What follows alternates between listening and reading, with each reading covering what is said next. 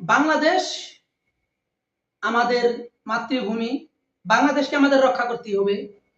এরই পরিপ্রেক্ষিতে আপনারা জানেন যে ফেব্রুয়ারিতে যে নির্বাচনটা হয়, বাংলাদেশের প্রধানমন্ত্রী বর্তমান যিনি তারেক রহমান, তিনি কিন্তু বাংলাদেশের প্রধানমন্ত্রী হন।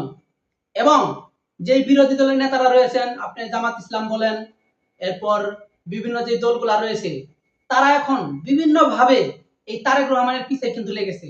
তারা এখন চাচ্ছে মাঠে জনগণ মাঠে নামিয়ে দিয়ে বা রাস্তায় নামিয়ে দিয়ে তারা চাচ্ছে একটা বিশৃঙ্খলা তৈরি হোক বা সরকারটা নেমে আসুক।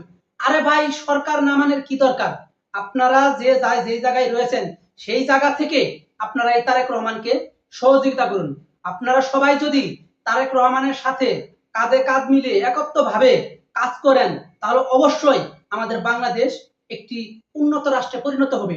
এখন আপনারা যদি বারবার এই তারেক রহমানের পিছে বা আপনারা তারেক রহমানের বিরুদ্ধে যদি কিছু করেন, তাহলে আমাদের দেশের কিন্তু কোনোভাবে উন্নয়ন হবে না। আপনারা জানেন, একটা দেশ এগিয়ে নিতে হলে বিরোধী দলের সাপোর্ট লাগবে। বিরোধী দল, আপনার যিনি সরকার, তিনি বারবার বিরোধী দলের পরামর্শ নেবেন, তার দলের পরামর্শ নেবেন। সব মিলিত একটা দল বা একটা সরকার কখনোই তার নিজস্ব গতিতে চলতে পারে না। তার জনগণের পরামর্শ নিতে হবে, বিরোধী দলের পরামর্শ নিতে হবে, সবার পরামর্শ অনুযায়ী তাকে কিন্তু এগিয়ে নিয়ে যেতে হবে এই বাংলাদেশকে। তো আপনারা জানেন, ইতিমধ্যে তারেক রহমান মালয়েশিয়া সফর শেষে চীন সফর করেছেন। চীনে আপনারা জানেন যে অনেকগুলা চুক্তি হওয়ার কথা। তো এই চুক্তিগুলা বাস্তবায়ন হলে আমাদের বাংলাদেশের জন্য কিন্তু অত্যন্ত একটি ভালো একটি কাজ হবে। তো আপনারা ইতিমধ্যে যারা যারা এই তারেক রহমানকে নিয়ে দুশ্চিন্তা করতেছেন যে আমাদের দেশকে হয়তো পিছিয়ে ফেলিয়ে দিবে বা এই দেশকে তিনি এগিয়ে নিয়ে যেতে পারবেন না, তো আশা রাখেন।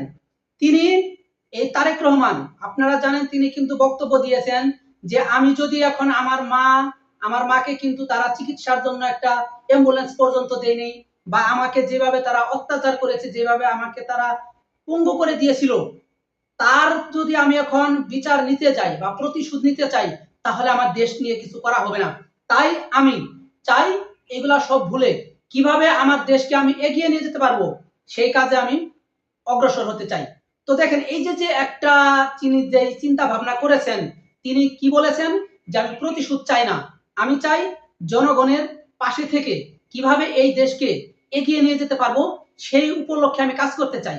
তো দেখেন, এই যে একটা সুন্দর বক্তব্য তিনি দিয়েছেন, আমরা সবাই এই তারেক রহমানের পাশে থাকবো এবং দেখবো তিনি কি কি কাজ করেন আমাদের দেশের জন্য। তো আপনারা জানেন, ইতিমধ্যে আমাদের তারেক রহমান তিনি চীন সফরে রয়েছেন।